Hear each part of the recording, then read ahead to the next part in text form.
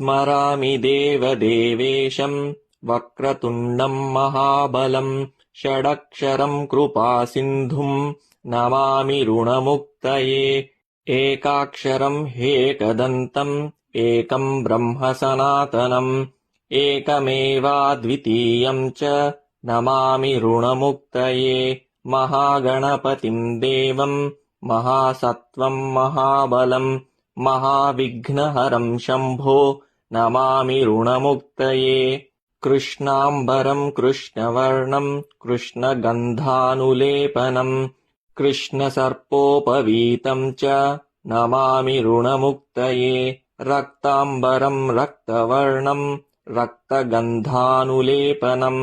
रक्तपुष्पप्रियं देवं नमामि ऋणमुक्तये पीताम्बरं पीतवर्णं पीतगन्धानुलेपनं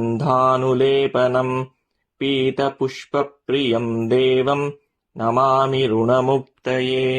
धूम्राम्बरं धूम्रवर्णं धूम्रगन्धानुलेपनं होमधूमप्रियं देवं नमामि ऋणमुक्तये फालनेत्रं फालचन्द्रं पाशाङ्कुशधरं विभुं चामरालङ्कृतं देवं नमामि ऋणमुक्तये इदं त्वरुणहरं स्तोत्रं सन्ध्यायां यः पठेन्नरः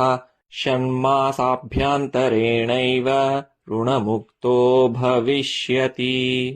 इति श्री ऋणविमोचन गणपतिस्तोत्रम् सम्पूर्णम्।